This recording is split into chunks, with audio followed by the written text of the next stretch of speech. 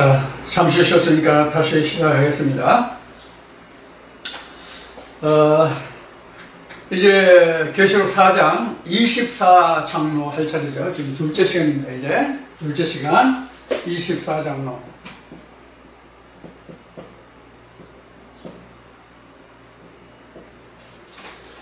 여러분들 24장로는 여러분들이 계시록을 마칠 때까지 또 성경 전체를 이해하는 데 있어서 반드시 24장로를 여러분들은 좀 머리에 꿰고 있어야 됩니다. 그럼 우리가 24장로라고 하는 것이 왜 24장로가 나왔냐 하는 그 연유를 생각해야 돼요. 이 24장로를 말씀드리기 전에 지금 그 인쇄 프린터기가 지금 3D 프린터 나왔죠.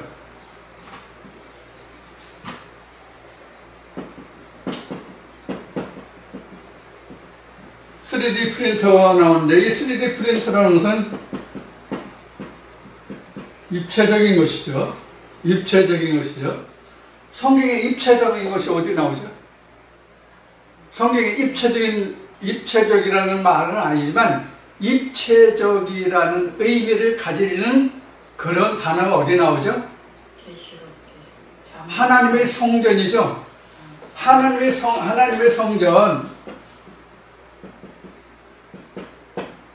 그 모습이 어떻게 나오죠? 장광고가 같더라. 이래 나오죠? 장광고. 그 길이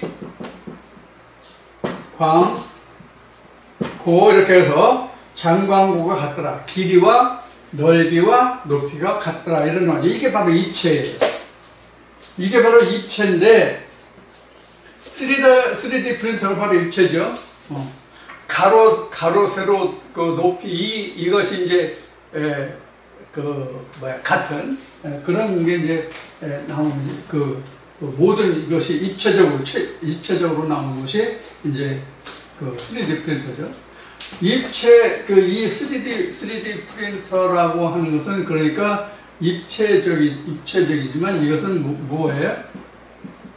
최적을 말하는 거죠. 최적. 이 최적이라는 것은 뭐냐면 실상을 말하는 거예요. 실상.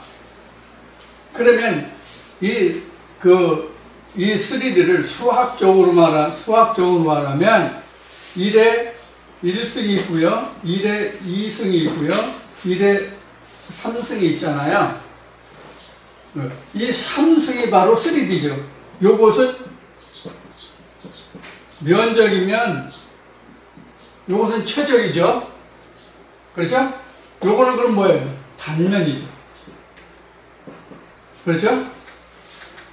우리가 성경을 이해하는 데 있어서도 요런 개념을 가지고 있는 거예요. 이걸 10이라는 것을 놓고 보면 1승, 2승, 3승이거든요.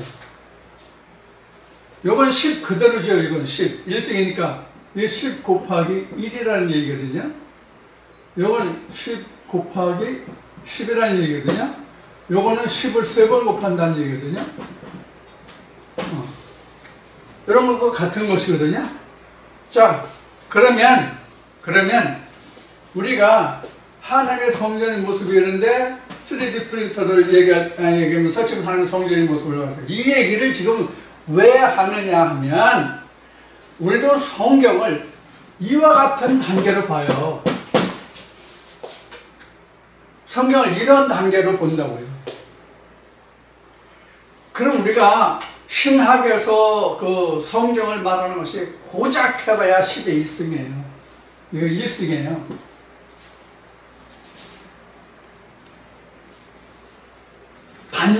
단편적인 거라고요. 아무리 뚫고 한다고 할지라도 이 1승을 넘어서질 못해요, 신학은. 성경에서 가장 좋은 예가 누구냐면 사도 바울이에요. 사도 바울이에요. 그래서 사도 바울이 1차적인 문제로 인해서 예수 그리스도를 증거하고 그 믿는 자들을 핍박하고 그들을 쫓아다니고 그들을 죽이고 하는 것을 즐겨하고 기뻐하고 그것이 하나님의 일인 줄 알고 있었던 사람이잖아요. 그러다가 역시 같은 일로 인해서 다메섹을 향해서 가다가 다메섹에 이르러서 바울이 어디를 가요? 2차적인 것을 넘어서 3차적인 것까지 가죠. 그래도 고린도 후서에서 내가 셋째 하늘을 다녀왔다라고 표현한 것이 바로 여기의 경험이에요. 10의 3성의 경험이에요. 성경을 단편적으로 보다가 면적에서 체적으로 갔거든요.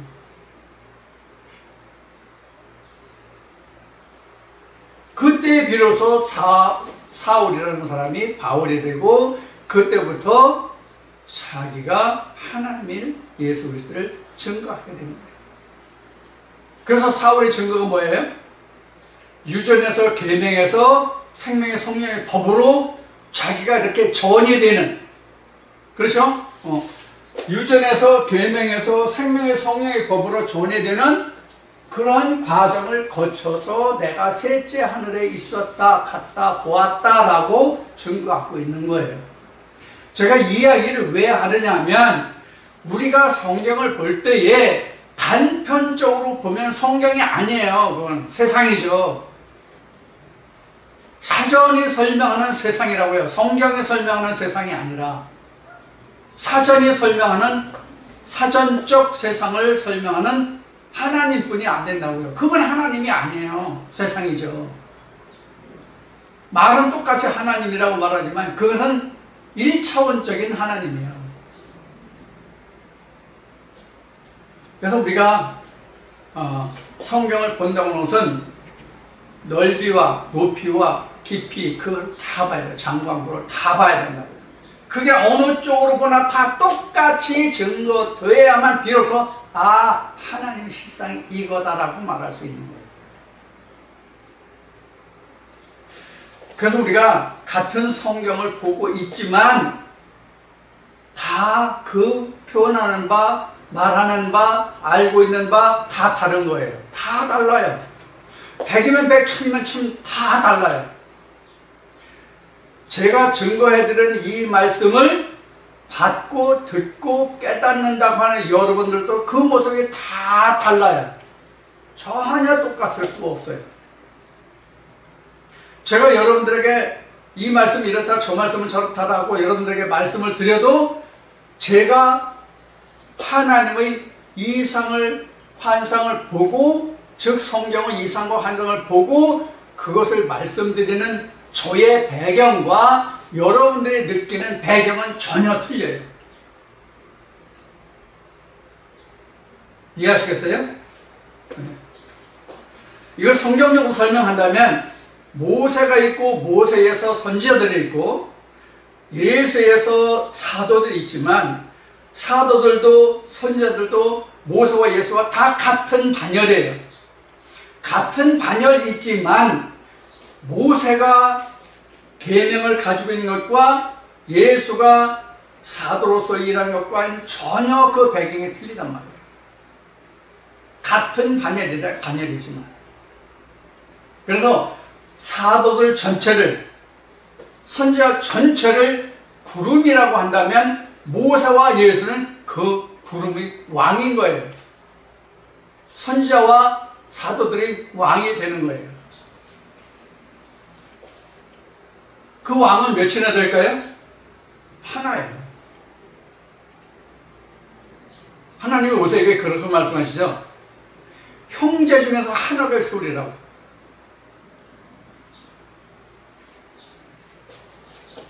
자, 어떤 의미를 말씀드리냐면 24장로 때문에 말씀드린 거예요. 24장로를 여러분들은 계시록의 24장로니까 24장로 이렇게 말할 수 있겠지만은 그래서 지금 3D와 지금 성경의 모습을 얘기한 거예요. 그러면은 왜 여기서 24장로가 나왔냐 하는 것을 알아보고자 하는 거예요. 제가 이미 24장로에 대해서는 저희 블로그에 이미 다 나와 있어요. 블로그를 보신 분은 아마 이해를 하실는지 모르겠습니다만 블로그에 이미 나와 있습니다. 그래서 블로그를 설명을 드리면 그래야 되나?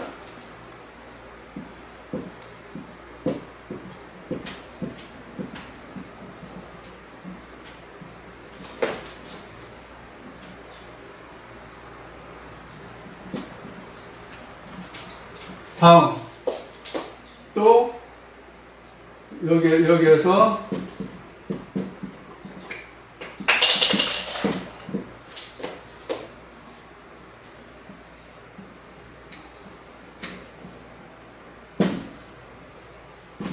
여기까지 가야죠.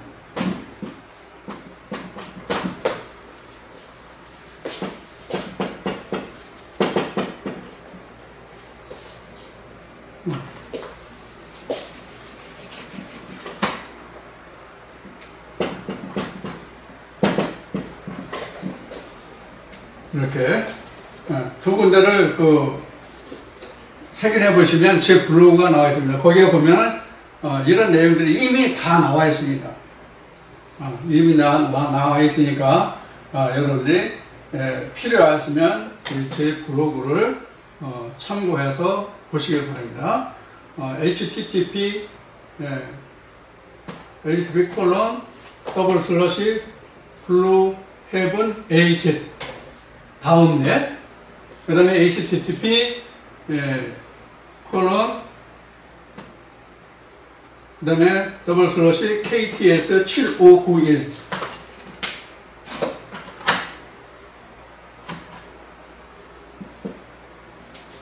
네이버컴 여기서 보시면 되고, 만약에 스마트폰으로 보시는 분은 이 앞에 m.blueagavnaz 여기서도 m.kts7591 이렇게 들어가시면 됩니다. 스마트폰 모바일 폰일 때는 모바일 폰, 그리고 데스크탑일 때는 이 M이 필요가 없습니다. 스마트폰만 M자를 앞에 넣으면 될 겁니다. 자, 이렇게 해서 여러분들이 보시면, 이건 스마트폰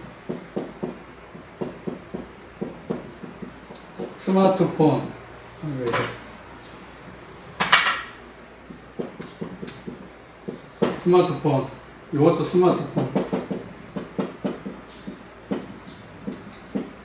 요거는 데스크탑.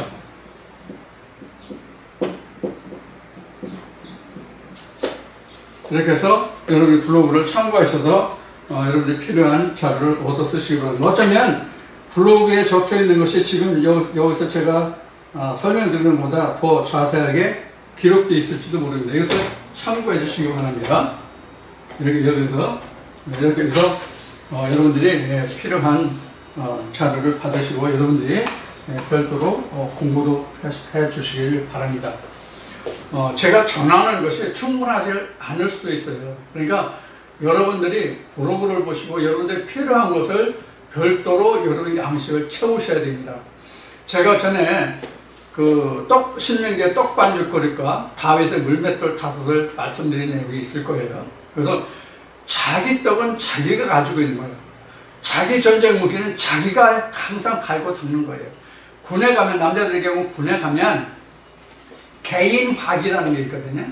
그래서 개인 화기가 이제 총을 한 자루씩 주는데, 제가 있을 때는 M1이나 칼리빈이었어요. 지금은 M16 소총을 주는 걸로 알고 있어요.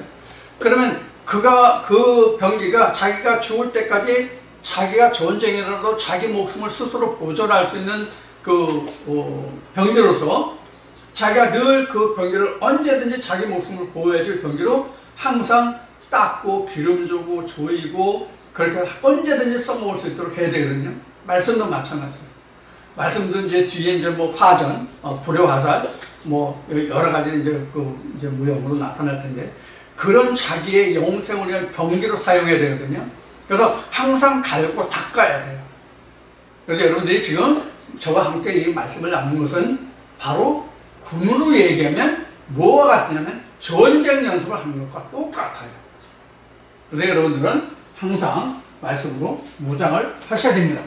그런 의미에서 지금 구로구를 말씀을 드렸고, 자, 24장에 대해서 설명을 드리겠습니다. 여러분들,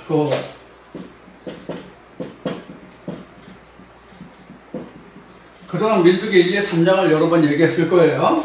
자, 이스라엘 백성들이 이렇게, 성막이죠. 이게 이제 성막이면, 이 안에 법궤가 있었잖아요. 그리고 이스라엘 백성들이 이렇게 세 지파씩 진을 쳤죠. 세 지파씩 진을 쳤는데, 지금 이게 동, 서, 남, 북이라면, 동쪽에는 유다 지파 외 두 지파, 여기는 단 지파 외 둘, 곱하기로 하자면, 여기 남쪽에는 루벤 곱하기 둘, 서쪽에는 요셉 지파 곱하기 둘.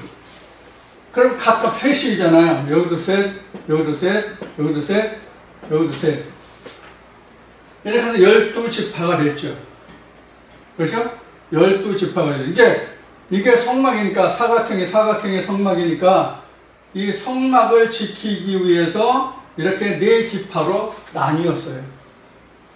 네 지파란다. 그 그룹으로 이렇게 나누었어요. 4그룹으로 나누어서 밖에가 12이죠. 밖에 12. 이 법궤는 모세와 아론의 자손들이 이렇게 동서남북에 이렇게 진을 치면서 여기서도 똑같이 동서남북에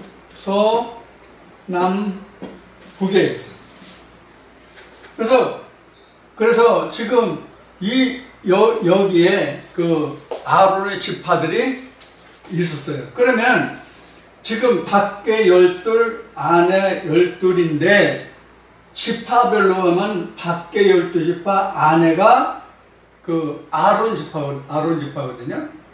그러면은 밖에 12지파가 있고 안에 한 지파가 있으니까 사실은 13지파가 되죠. 13지파가 되는데 왜 13지파가 됐냐면 여기 서쪽에 보면 요셉 지파가 있죠. 요셉과 므낫세가 므낫세가 요셉 지파가 두 지파가 들어가거든요. 두 몫이. 그래서 요셉이라는 말이 바로 더블이라는 의미예요. 둘이라는 의미예요. 두 몫이라는 의미예요.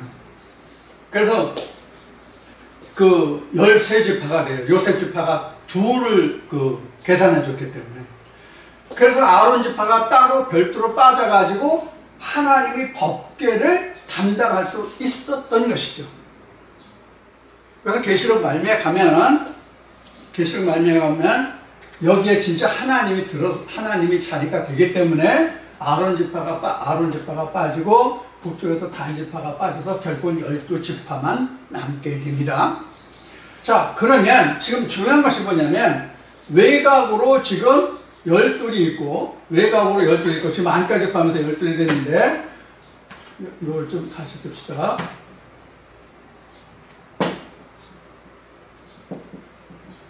외곽으로 12이 있고 외곽으로 이렇게 12이 있고 법궤를 중심으로 해서 내면이라고 했어요. 내면에 12이 있어요. 이렇게 내면에 12이 있어요. 요거를 첨가하는 게 바로 민수기 23장이에요. 그러면 이 둘이 합하면 24죠. 그래서 24가 나온 거예요. 그러면 이 밖에와 안은 뭐냐, 밖에와 안을, 외곽과 내면을 어떤 뜻으로 쓰냐면 진리와 율법의 관계입니다. 그래서 요것은 율법이에요. 요것은 진리예요. 그래서 12에서 24장로가 여기에서 유래된 겁니다. 이것을 알지 못하면 계시록에서 24장로가 왜 나오는지를 몰라요. 왜 나오는지를 몰라요. 그러면 이게 성막이잖아요. 성막이에요. 이 성막을 여러분들 공부하시면 알겠지만, 이 성막에 그 기둥이 서죠. 이 성막에 기둥이 서는데, 이 기둥이 72개예요. 72개인가 그래요. 여러분들이 이거를 잘 왜 그런지를 이제 여러분들 이제 또, 공부를 하셨는데, 이게 지금, 제가, 네? 72개인가, 그래, 지금 기억되니까 확실치 않아요. 저도 좀 오래돼가지고 지금 확실치 않은데, 지금 72개로 기억을 해요. 72개가 어떻게 72개냐면, 앞에 성전문에 어떤 기둥이 있죠? 그래서 이것까지 포함하고 72개인가예요. 요것이 이제 첫 아담부터 시작해가지고 예수 그리스도까지 그 계보인데, 원래는 72대인 거예요. 그런데 마태복음을 기준하면 60이에요. 마태복음을 기준하면, 아브라함부터 예수까지 40대, 아브라함부터 노아까지 10대, 노아에서 아담까지 10대, 그래서 전범은 62대예요.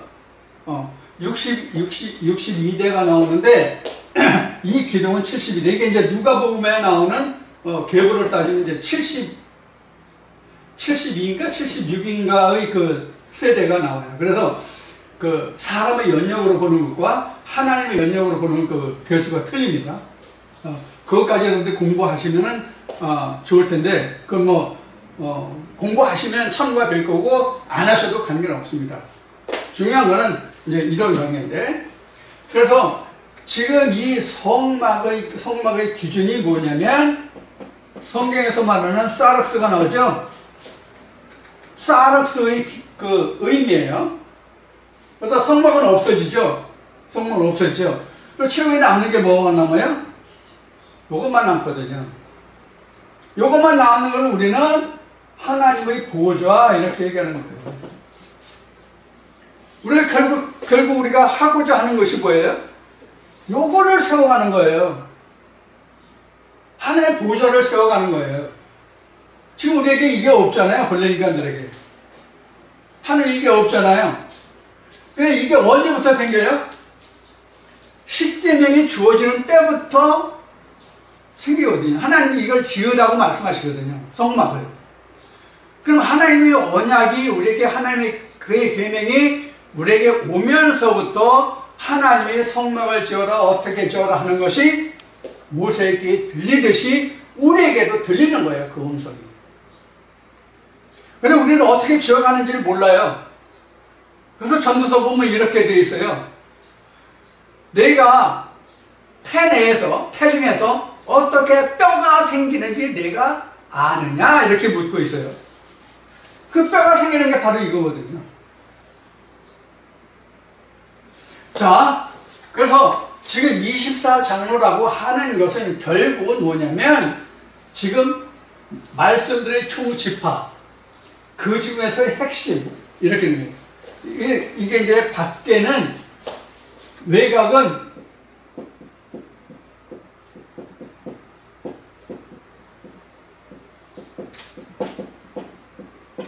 그러니까 모든 말씀이죠. 그 중에서 뼈와 살이 되는 말씀이 내면이에요.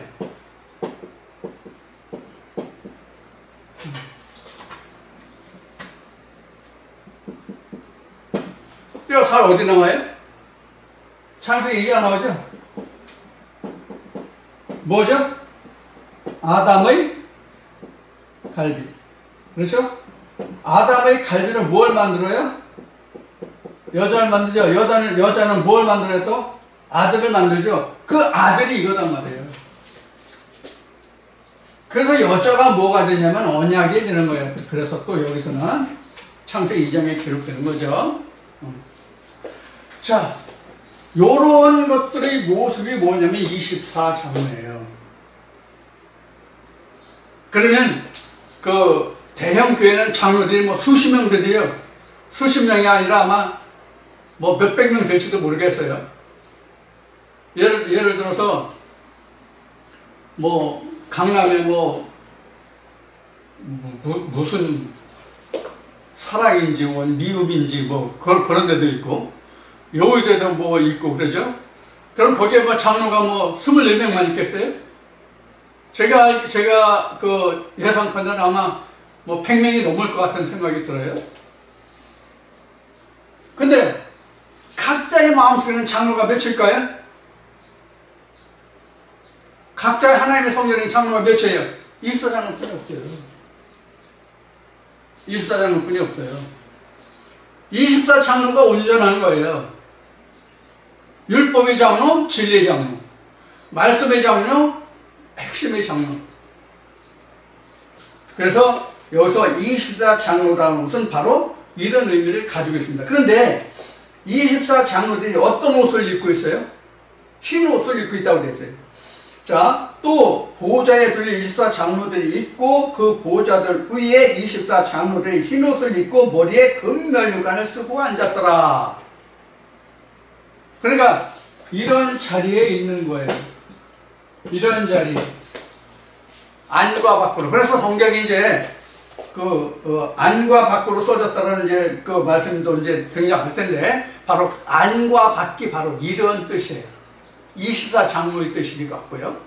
요것이 나중에 내 생물로도 나오고요. 내 발언도 나오고요. 다 나와요. 그러면 이제 성경이 이제 뭐 다 이제 들썩들썩 하게 될 텐데요.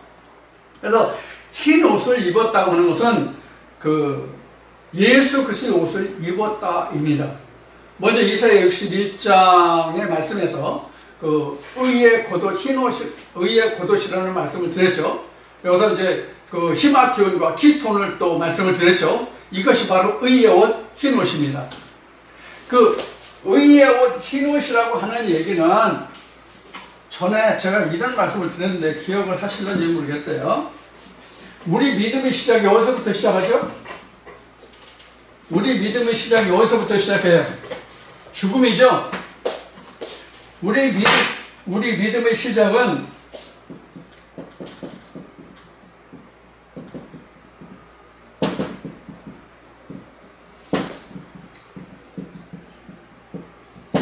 죽음 곧 사망에서 시작합니다. 그래서 성경을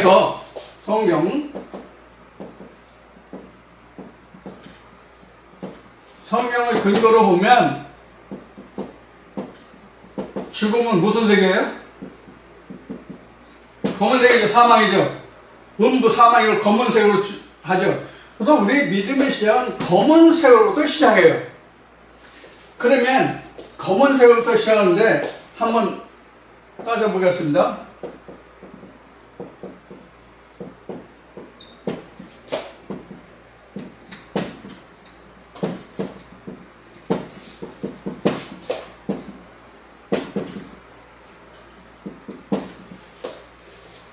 이렇게 흑색, 갈색, 적색, 금색, 황색, 녹색, 청색, 자색, 회색, 백색 이렇게 갑니다.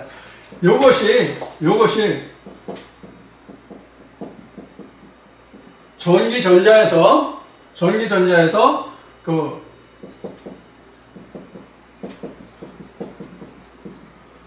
사용하는 색상 분별입니다. 그래서 여기서는 그 흑이 0, 1, 2, 3, 4, 5, 6, 7, 8, 9 이렇게 됩니다. 이렇게 돼요. 그래서 예를 들어서 100이라면 갈색,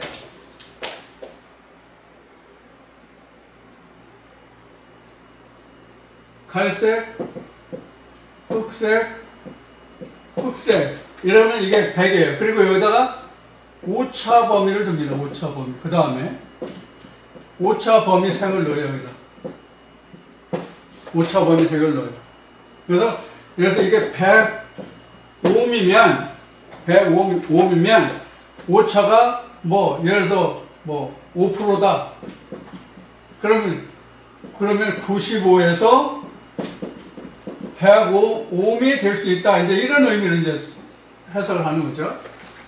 이렇게 해서 그 색깔로서 그 크기를 분별하는 그런 것이 이제 있는데 이렇게 분류됩니다. 그래서 성경에서도 지금 이와 같은 색으로 분류한다고 생각하시면 돼요. 그래서 우리가 사망에서부터 시작해가지고 이것이 점점 색이 어디로 와요? 백색으로 오죠? 여기가 살았다예요. 즉 이게 의의 색깔로 나오는 거예요. 그래서 여기서 흰 옷을 입었다고 하는 것은 실제 흰 옷을 입었다 이 뜻이 아니라 하나님의 온전한 말씀으로 입음을 받았다. 그러니까 하나님의 형상으로 온전한 하나님의 형상으로 지음을 받았다 이 뜻이 바로 흰옷, 의의 옷입니다. 이것이 키톤이에요. 그래서 조금 전에 성전에 법궤가 있어서 외곽과 내면을 말했잖아요. 그래서 외곽이 뭐냐면 히마티온이고요. 내면이 키톤입니다. 예수가 키톤과 히마티온을 같이 입고 있었죠. 성경들이 제일 뽑았을 때, 그 요한계시록에 나옵니다. 예수님이 그 입은 옷을 그 겉옷과 속옷을 나누어 그 병사들이 찢어서 제일 뽑았다는 말씀이 나오잖아요. 그 겉옷과 속옷이 바로 겉옷이 히마티온, 속옷이 키톤입니다. 이것이 율법과 진리의 의미고 이것이 24장로의 의미라 그런 얘기입니다. 그래서 24장로를 이렇게 이해해 두시고 여러분이 참고를 하시려면 민수기 1, 2, 3장을 보시면 되고 그보다 더 참고를 하시려면 모세오경을 창세기 뺀 모세사경이에요. 오경 중에서 창세기 빼니까 모세사경을 보면 거기에 성전이 다 나오고 가장 중요한 것은 출애굽기에 보면 성막이 어떻게 지어지는지 기둥을 몇 개 쓰는지 다 나오니까 거기를 참고하시면 됩니다. 기둥이 60개. 그래서 그 성막을 보면은 그 예수 그리스도가 언제 오는지, 그래서 그 예수님이 말씀하실 때 너희가 이스라엘 동리를 한 바퀴 다 돌기 전에 내가 다시 오리라 한 말씀이 실제 이스라엘 동리를 말하는 것이 아니라 성막을 말하는 거예요. 성막. 그럼 성막은 뭐냐? 아담부터 예수 그리스도까지거든요. 좀 더 이것을 축소하면 마태복음에서 나온 것이 아브라함부터 예수까지. 아브라함부터 예수까지라는 것은 믿음의 조상, 믿음을 시작해서부터 예수에 이르기까지. 그것이 곧 내가 거쳐야 할 과정이에요. 믿음의 사람들이. 지금 진리의 말씀을 듣고 있다는 사람들이 거쳐야 할 대수가 아브라함부터 예수까지예요. 그 이전은 그 사도 바울이 고린도전서 15장에서 기록한 바와 같이 첫 아담에서 마지막 아담까지 하면은 그 60대 그리고 그 믿음의 때로부터 보면은 그 아브라함부터 예수까지 40대 그런 거예요. 그래서 노아의 홍수 심판 그 40일, 이스라엘 백성들이 가나안 정탐 40일, 그 말라기에서부터 그 신약일까지 그 구약과 신약을 공백기 430년, 이스라엘의 그 가나안인데 애굽의 그 종세 400년 다 이것이 여기에 연관된 겁니다. 예수 그리스도의 계보 아브라함부터 예수까지 40대도 여기에 연관된 겁니다. 이것의 총합이 24장로로 나오는 거예요. 자, 여기까지 말씀드리고 그 다음에 이제 보면은 5절에 보면은 보좌로부터 번개와 음성과 내성이 나고 보좌 앞에 7 등불 켠 것이 있으니 이는 하나님의 7영이라. 이건 아시아 7교회 똑같은 거예요. 7영. 실제로 영이 7일 수도 있고요. 한 영인데 하는 역할이 그럴 수도 있어요. 자, 어떤 사람이 어떤 모습, 어떠한 형태로 하나님의 말씀이 역동되고 작동되느냐, 역사되느냐, 아니에 따라서 아시아 7교회 7장로,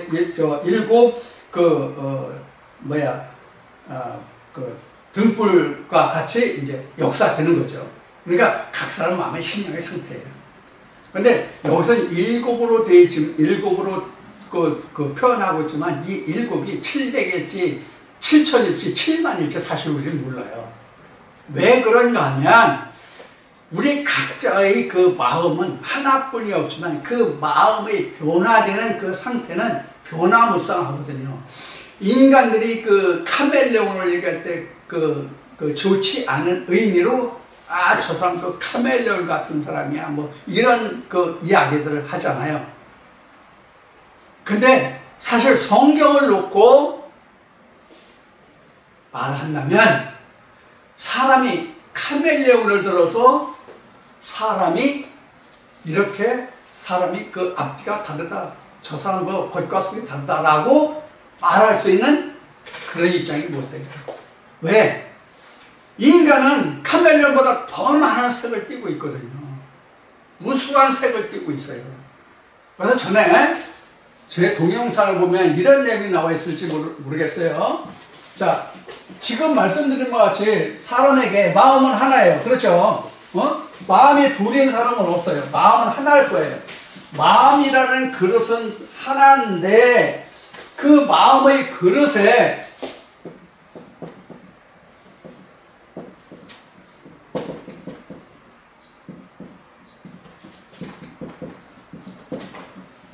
생각과 생각은 어때요?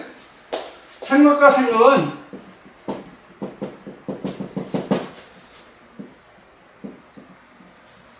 이렇게 될 거예요.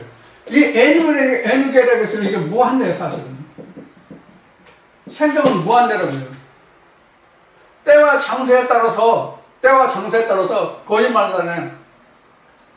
그 죄질을 범죄인들이 처음에 내가 이렇게 벌렸다고 처음에 이실 짓고 하나요? 안 해요. 그래서 이 증거, 저 증거, 증인 불러다해서 다 입체적인 자료를 다 되면 그때서 시인하죠. 자기가 빠져나갈 수 없는 그런 상황이 되면 그때서야 자기의 죄를 그대로 시인해요. 그 전까지는 무수한 거짓말들이 상황에 따라서 이렇게 변하죠. 누가 이런 질문을 하면 다른 답으로 답변하고, 저런 질문을 하면 그런 답변으로 빠져나가고, 이렇게 얘기하죠. 거기다 이제 각종 증거들이 되면 그때서야 비로소 자기 마음을 드러내죠. 진실을. 이와 같이 인간은 사실 세상에 그 무엇을 들어서 인간이 더럽다, 추하다, 뭐 어떻다라고 말할 수 있는 위치가 아니다라는 얘기예요. 사실 따지고 보면. 그래서 성경은 세상에 무릇 사람의 마음보다 더러운 것이 없다라고 증거하고 있는 것이죠. 자, 그래서 흰 옷이라는 것은 바로 하나님의 말씀으로 온전하여진 그러한 마음을 우리는 옷이라고 한다. 머리에 금면류관을 썼다. 금면류관은 너희가 뭐 부유한 자라고 하지만 라오디가 교회죠. 네가 그 부유한 자라면 실제로는 벌거벗은 자다. 그러니까 불로 연나는 금을 사서 너를 부유케 하라는 말씀이 나왔죠. 자, 그와 같이 금이라고 하는 것은 실제로 우리가 세상적인 어떤 금을 얘기하는 것이 아니라 하나님의 온전한 말씀. 그래서 성경에서 말하는 금은 어떤 금이에요? 정금이죠. 정금. 퓨어 골드. 정금. 정금이라고 하는 뜻은 순수한 말씀이다. 그런 뜻이에요. 험 같은 게 없는 순수한 말씀이다. 이것이 정금이에요. 자, 그래서 앉았더라. 보절부터 번개와 음성과 내성이 나고, 이거 번개, 음성, 내성 사실 다 같은 겁니다. 사실 다 같은 거예요. 번개, 음성, 내성이 다 같은 거예요. 앞에 그 음성이 뭐로 설명을 했죠? 음성이 뭐로 설명했어요? 빛에서 연관된 거다. 빛에서 그 말이 되됐다라고 말씀을 드렸죠. 그래서 이 번개, 음성, 내성 다 이거 같은 겁니다. 결국은. 그래서 내성이 나고 보좌 앞에 7 등불 켠 것이 있으니 하나의 7명이라. 보좌 앞에 수정과 같은 유리 바다가 있고 보좌 가운데와 수정 주위에 4 생물이 있는데 앞뒤에 눈이 가득하더라. 4 생물과 앞뒤 눈이 가득하더라. 자, 이것을 이제 어떻게 설명해야 빨리 여러분들이 이해하실 수 있는지. 자,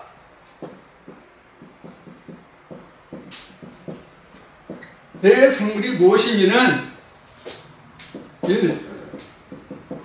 앞에 얘기한 3장과 그 다음에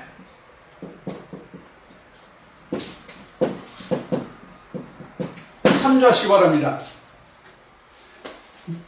민수기 1, 2, 3장에는 이스라엘 백성들을 그 앞에서 루벤기, 요셉 지파기, 유다 지파를 중심으로 해서 3지파, 그 요셉 지파로 해서 3지파, 그 다음에 단을 중심한 3지파, 루벤을 중심한 3지파, 이렇게 이제 그 각각 깃발을 해가지고 그 진을 친 모습이 민수기 1, 2, 3장에 나와요.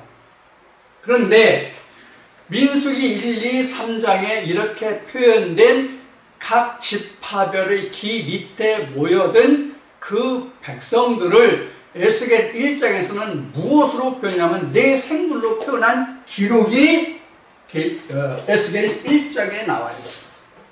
1장에는. 그래서 그 유다 지파를 독수리, 요셉 지파를 사람, 송아지, 독수리, 이런 의미로 기록된 것이 바로 어디 나오냐면 에스겔 1장에 나온다라고 해요. 여기에 4 짐승이 나와요. 여기 보면은 사자, 독수리, 사람,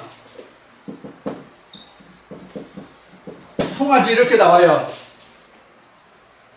그래서 여기에 방향이 나와요. 방향이 동서남북으로 나와요. 이 동서남북을 민수기 1, 2, 3장에서 그 유다 지파, 요셉 지파, 루벤 지파, 단 지파 이렇게 해서 방향을 세운 것과 맞춰보면 각 깃발이 어떤 짐승의 모양의 길을 세웠다 하는 내용을 여러분들이 이해하실 수 있을 겁니다. 아, 그러면 이스라엘 지파들이 이렇게 깃대를 중심해서 이 지파는 여기로 모이고, 이 지파는 여기로 모이고, 이 지파는 여기로 모이고, 이렇게 했구나 하는 것을 여러분들 이해하실 수 있을 겁니다. 자, 이것은 결국 계시록 21장에 가면 뭐가 되냐면 하나님의 성전으로 나타나는 거예요. 이게 하나님의 성전의 기둥으로 나타나는 거예요. 12보석으로 나타나는 거예요. 12보석의 기둥과 주춧들로 나오는 거예요. 이것이. 그래서 결국은 이것이 뭐냐면 하나님의 성전의 모습이에요. 구약에서는 이렇게 외형적인 것으로 보여졌다면 요한계시록에서는 각자의 내면에서 어떻게 하나님의 성전이 세워지는가를 보여주시는 거예요. 하나님이 모세에게 당초에 그 바로에게 가서 히브리인의 하나님이 말씀하시기를 3일절에서 하나님께 예배하라고 했다. 너는 그들에게 우리를 놓아줘서 3일절에서 하나님께 예배하게 하라. 그렇게 가서 말하라고 그랬죠. 그럼 실제로 하나님이 모세에게 지시하시고 말씀하신 3일길이 결국은 어떤 3일길입니까? 오늘날 우리가 물리적으로 따지는 24시간의 개념의 3일이에요? 아니죠.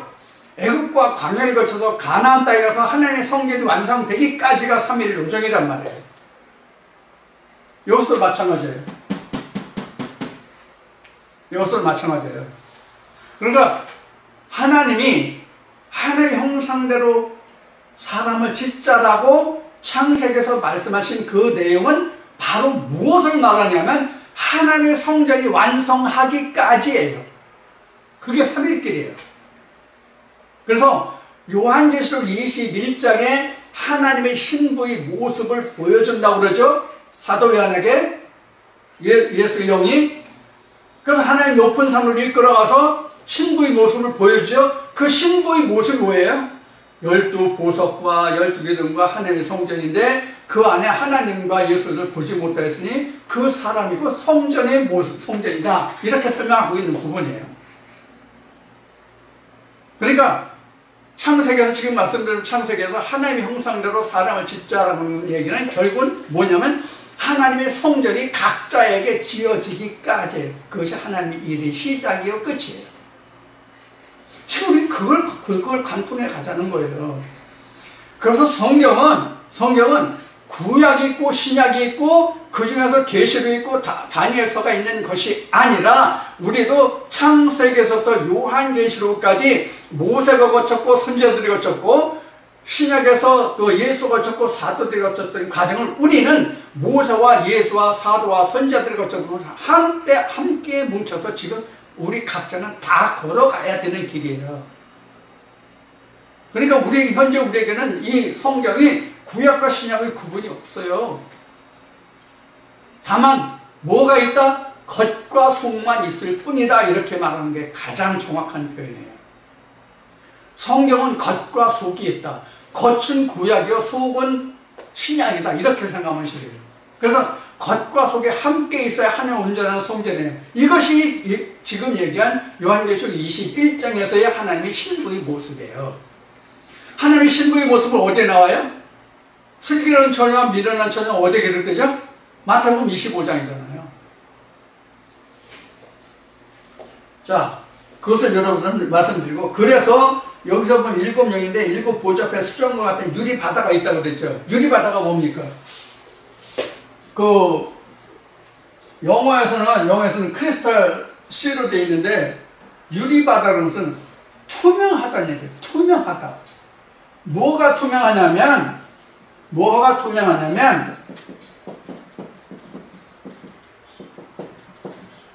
이 피우리모와 소마가 투명하다는 뜻이 이게 유리바다예요. 유리바다예요. 그럼 여기는 하나님 되고 여기는 신부가 되는 것이거든요. 근데 이 신부의 모습을 보니까 지금 계시록 21장에 얘기했잖아요. 신부의 모습을 보니까 뭐와 같다? 이것이 하나님의 성전입니다라 이렇게 얘기했잖아요.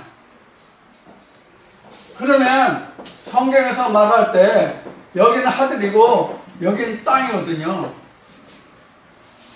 그럼 이 가나안이 뭐가 됐다는 얘기예요? 하늘이 됐다는 얘기예요. 하늘이 됐다는 얘기는 실제 하늘이 됐다는 얘기가 하나님의 성전이 됐다는 뜻이에요. 우리 마음이, 그러니까 우리 마음이 하늘 같고 하늘이 우리 마음 같으니까 이게 유리바다 같은 거예요. 서로 상통하는 거예요. 예수님이 요한복음 14장에서 계시록에서 말씀하셨고, 계시록에서 요한복음 14장에서 말씀하셨지만, 요한복음에서 말씀하셨지만, 아버지가 내 안에, 나는 아버지 안에, 나는 너희 안에, 이런 데 있잖아요. 이게 하나란 말이에요. 이게 성전이에요. 근데 이게 결국 없어진 거죠. 그렇죠? 이래서 유리바다예요. 소마는 피오니마가 됐고, 피오니마는 그냥 피오니마의 본래. 요 상태가 바로 뭐예요?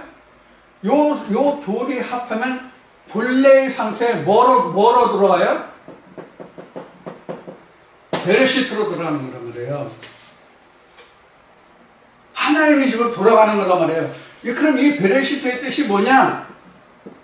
전에도 말씀드렸어요. 이거다. 스스로 있는 자. 우리는 스스로 있는 자의 모습으로 돌아가면 하나님의 천지창조가 끝이 난 거예요. 지금 이거 보고자 하는 거예요. 어떻게 성경은 이렇게 해서 하나님의 천지창조가 이루어졌고, 우리는 그럼 이러한 말씀들을 통해서 어떻게 하면 우리가 하나님의 천지창조에 속한 자가 되느냐, 즉 하나님이 본체인 성전이 되느냐, 베레시트가 되느냐, IM이 되느냐 하는 거예요. 이것이 천지창조예요. 요사이 요사이란다. 이미 오래전이지만 이 베레시트에 대해서 풀이하는 사람들이 굉장히 많아요. 창세기 1장에 대해서 풀이하는 사람들이 굉장히 많아요. 창세기 1장 1절을 놓고도 몇 시간을 하는 분들이, 목사님들이 많아요. 지식이 참 상당한 거죠. 지식이 상당한 거죠. 그런데 창세기 1장 1절은 성경 전체가 다 풀어져야 창세기 1장 1절이 완성돼요. 그렇게 그게 몇 시간 가지고 10시간, 10시간, 20시간 해가지고 창세기 1장 1절이 풀리는 게 아니라 창세기 1장 2절부터 설명된 요한계시록 아멘까지가 다 이루어지고 풀어지고 이루어져야 성취되어야만 창세기 1장 1절이 완성된다는 것. 그러니까 그 어떤 지식으로도 창세기 1장 1절이 풀어지지 않는 거예요. 아무리 설명을 많이 해도. 창세기 1장 2절부터 설명한 계시록까지 아멘을 깨닫지 못하고 그것이 풀어지지 않으면 창세기 1장 1절이 안 된다니까. 학문적으로, 문학적으로, 언어적으로, 언어적으로 모든 헬라어가, 히브리어가 뭐 앞에는 뭐 명사 주어가 나오고 동사 나오고 그 다음에는 뭐 설명하는 뭐 부사들이 뭐가 나와서 이 문장을 어떻게 하고, 이런 문법을 가지고 성경을 해석하려면 이건 넌센스 퀴즈예요. 성경은 그렇지가 않단 말이에요. 뭐 그것을 뭐 평화를 원하자는 것은 아니지만 성경이 그렇다는 거예요.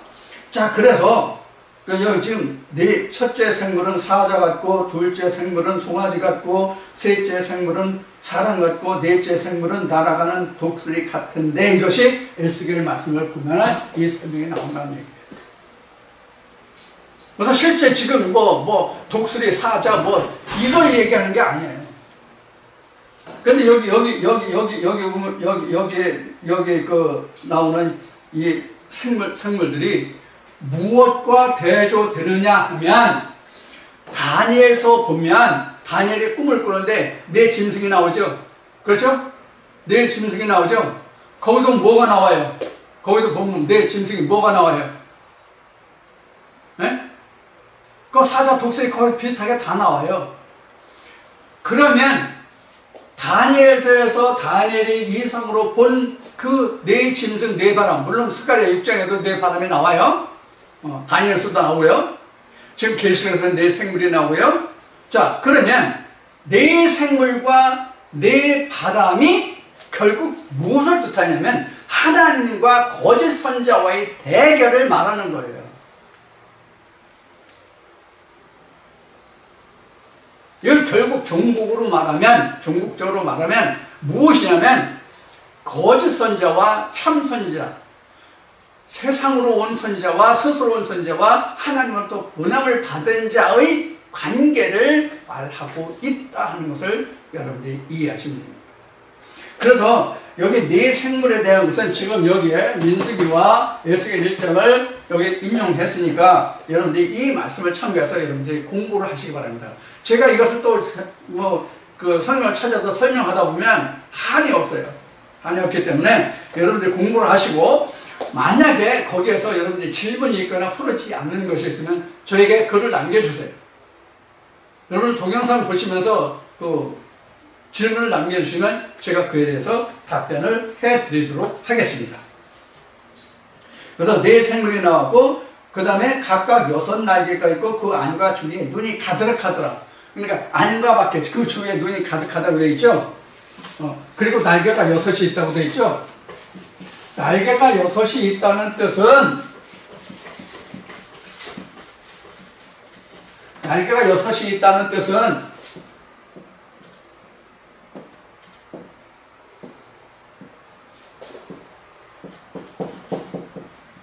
동서는 우리가 세시파식이라고 그랬죠. 그렇죠? 세시파식이라고 그랬죠. 그럼 세 지파의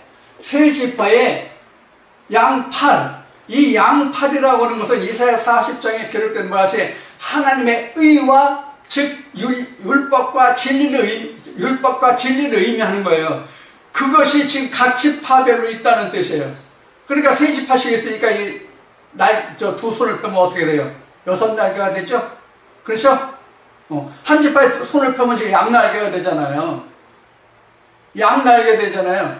비행기를 뜰 때 그 날개를 윙이라고 그러잖아요. 윙. 그럼 레프트 라이트 윙이라고 그러죠. 라이트 윙, 레프트 윙. 축구에서도 라이트 윙, 레프트 윙으로 쓰죠. 자, 그러면 왼쪽 공격수, 오른쪽 공격수 윙이라고 그러는데 바로 그런 거예요. 그래서 6날개라고 해요. 세지파식이 있기 때문에 6날개 이렇게 얘기하고, 그 다음에 각 지파에게 주어진 네 생물에 해당하는 뭐가 있어요? 눈이 있죠. 생물로 표현했으니까 네 생물이 눈이 있잖아요. 독수리 눈도 있고 사자의 눈도 있고 송아지의 눈도 있고 뭐 이렇게 표현됐잖아요. 네 생물이 있으니까. 그래서 여섯 날개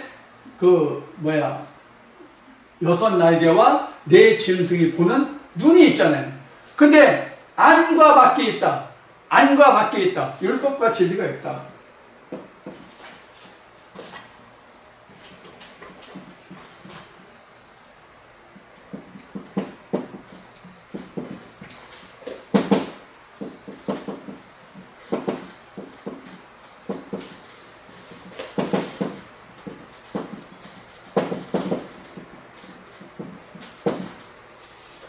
있다. 이렇게 이제 설명을 하고 있는 거예요.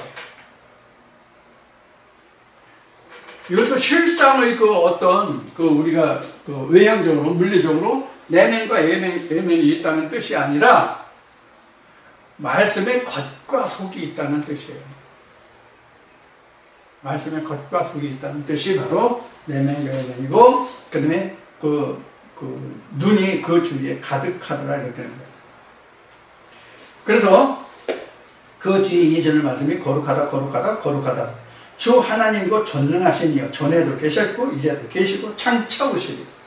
이게 쓸 때죠. 시제로 와서 지금 거룩하다. 이 거룩하다가 3번 나왔는데, 이 거룩하다가 뭐냐면 전에도 거룩했고 지금도 거룩하고 창차도 거룩하고. 그럼 거룩이 뭐가 거룩이라고 그랬죠? 하나님만이 거룩하다. 7째 날의 창조가 이루어진 자만 거룩하다. 이렇게 얘기해요. 이것이 산자다. 이렇게 얘기했어요. 그 자가 거룩한 거예요. 그럼 거룩하다라고 하는 것은 누구냐? 산자가 산자에게, 절대자에게 예배하는 모습이 살았다. 거룩하다는 뜻이에요. 이것이 우리가 흔히 말하는 예배, 워십, 기도예요. 거룩하다. 이 뜻이 바로 워십이에요. 여기에서 비로소 우리가 성경에서 경영하게 한다는 말이 나오죠. 아바드라는 말이 나오죠. 이 아바드 경영하다가 워십이에요. 예배하다예요. 기도하다예요. 하나님을 찬양하고 찬송하다예요. 누가 하냐? 거룩한 자만이 거룩한 자에게 워십, 예배할 수 있고 찬양할 수 있고 기도할 수 있다. 그래서 거룩하다. 장차 오실 자라 하고 그 생물들이 영광과 존귀와 감사를 보좌에 앉아서 세세토록 사시는 이에게 돌릴 때에 24장로들이 보좌에 앉으신 이 앞에 엎드려 세세토록 사시는 이에게 경배하고 자기의 면류관을 보좌 앞에 던지며 가로되. 여기서 자기 면류관을 벗어 보좌에 던졌다고 그러니까 이건 불경이 아니냐 이러는데, 이거는 뭐냐면 이 거룩이, 이 영광이 사람으로, 인간으로 인해서 있는 것이 아니라 하나님께 있다고 해서 하나님께 경배드리는 그 모습을 얘기하는 거예요. 계시록 이제 마지막에 이렇게 가면은 그 사도 요한이 이 모든 말씀을 듣고 속히 될 일을 듣고 나서 절하려고 하니까 어떻게 하죠? 내게 절하지 말라. 나는 너와 같이 된 형제다. 다만 하나님께 경배하라. 이렇게 나오죠. 그래서 이 하나님이 방금 전에 뭐라고 그랬죠? 베레시트가 하나님이다. 스스로 있는 자다. 이렇게 말씀드렸죠. 베레시트라는 것은 어떤 의미냐면, 우리 간단하게 나온 히브리어 창세기 1장은 원래 레시트예요. 레시트인데 본 성경에는 베레시트예요. 이 베레시트를 풀이하면 로시 바이트, 바이트 로시예요. 그러니까 그 최초에 가장 먼저 있는 자의 집, 그 집이 바로 베레시트거든요. 자, 그런 의미에서 바로 베레시트가 I am that I am이다 이렇게 말씀드리는 거예요. 이제 성경 전체를 이해하시면 나와요. 파자에서는 안 나와요. 파자하는 분들이 많은데 파자에서는 그 뜻을 몰라요. 그래서 창세기 1장 1절만 베레시트라는 말이 앞에 나온 거예요.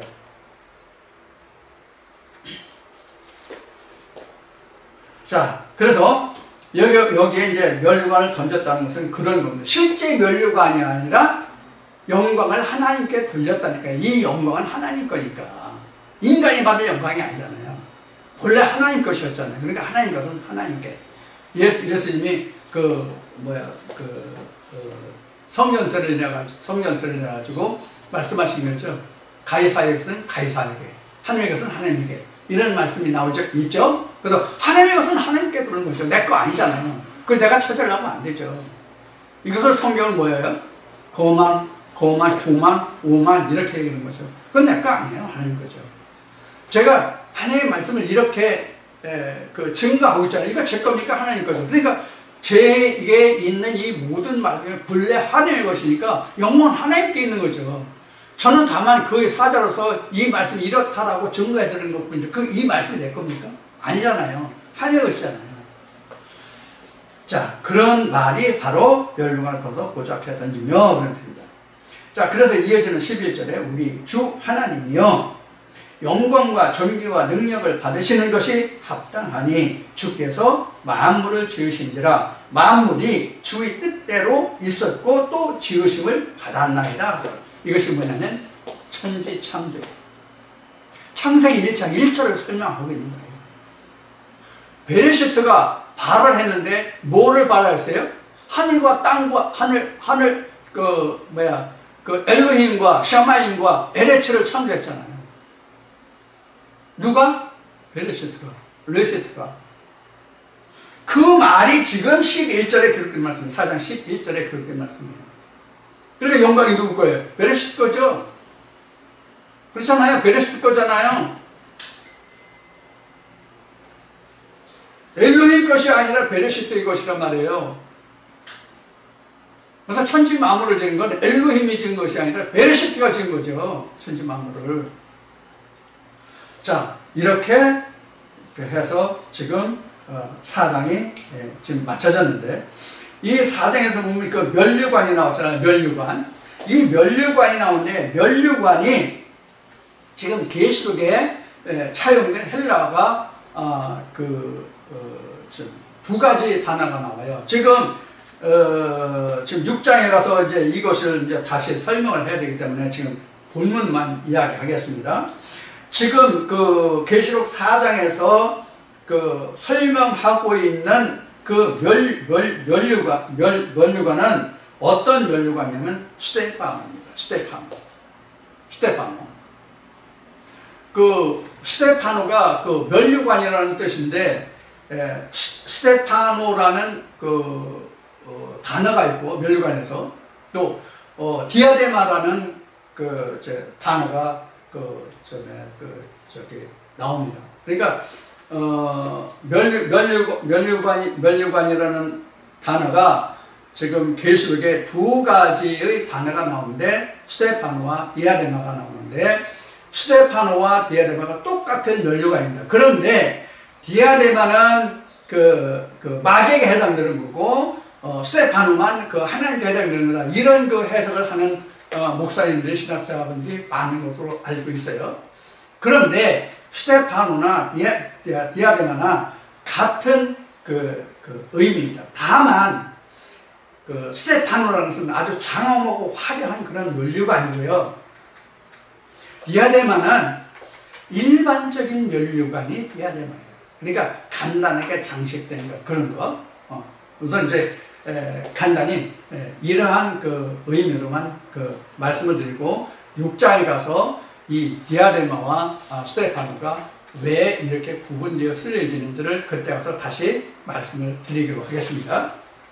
그래서 성경에서 이제 왜 그 디아데마와 스테파노를 지금 우선 말씀드리면, 6장에 지금 말씀드렸잖아요. 6장에 가면 그 이기고 또 이기려고 한다. 그런데 면류관이 거기 나오는데 거기에 이제 그 스테파노가 나오고 그 디아데마라는 단어가 그 뒤에 또 여러 번 나오는데 두 가지 단어가. 그래서 그 계시록 6장에 가면 이것은 사단이 것이지 하나님이 주시는 면류관이 아니다. 이렇게 그 해석하는 분들이 많기 때문에 지금 이 이야기를 하는 거예요. 그래서 그거에 대한 자세한 얘기는 6장에 가서 다시 하기로 하고 요한계시록 4장은 여기서 모두 마치기로 하겠습니다. 말씀드린 대로 요한계시록 4장에서 제가 여러분들에게 부탁드리고 싶은 것은 내 생물에 관해서 24장로에 관해서 민수기 1, 2, 3장 에스겔 1장을 중심으로 지금 계시록 4장에서 내 생물이 뭐다 하는 것이 나왔으니까 민수기 1, 2, 3장 에스겔 1장을 통해서 여러분들이 이 내용이 무엇인지를 다시 공부해 주시기를 다시 한번 부탁드리고 제가 요한계시록을 지금 시작해서 몇 주가 됐는데 이제 4장을 마치게 되는데 그 시청 그 추이를 보면 변함이 없어요. 그러니까 보시는 분들만 보신다는 뜻이에요. 더 많은 분들이 보시고 더 많은 사람들이 관심을 가져주시는 것 같지는 않아요. 여하튼 많은 분들이 보시고 안 보시는 것은 저에 관한 것이 아니라 여러분들이 그 영혼에 관한 것이고 하나님의 일이니까 그것은 제가 관여할 바가 못 되고 이러라 저러라 해서도 될 일이 아니기 때문에 굳이 다른 말씀은 드릴 게 없는데 한 가지 부탁드리고자 하는 것은 여러분들 이 말씀을 이왕 들으시면 좀 분별해서 잘 들어주시기 바랍니다.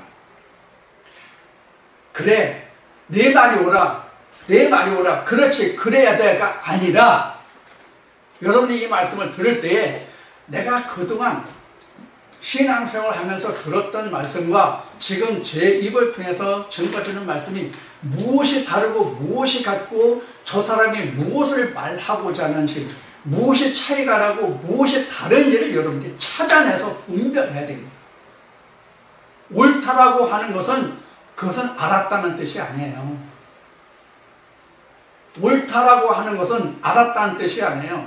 비교, 분석, 검토, 결과물이 나와야 내가 비로소 알았다, 핵심을 찾아냈다 할 수 있는 거거든요.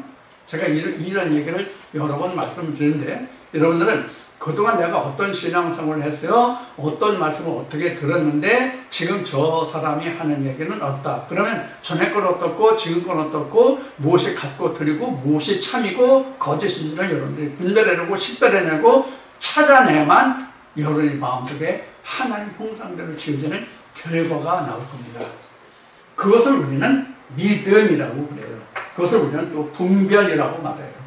이런 분별력이 없으면 우리는 하나님의 형상대로 절대로 지어질 수 없습니다. 이런 점을 여러분들이 잘 인식하셔서 제가 증거해드리고 제가 전하고 제가 말씀드리고자 하는 내용이 무엇인지를 하나님 안에서 성경 안에서 찾으시길 바랍니다. 자, 이렇게 부탁을 드리고 부동은 여러분들 건강 유의하시고 건강히 지내시고 다음 주에 다시 뵙겠습니다. 고맙습니다. 안녕히 계세요.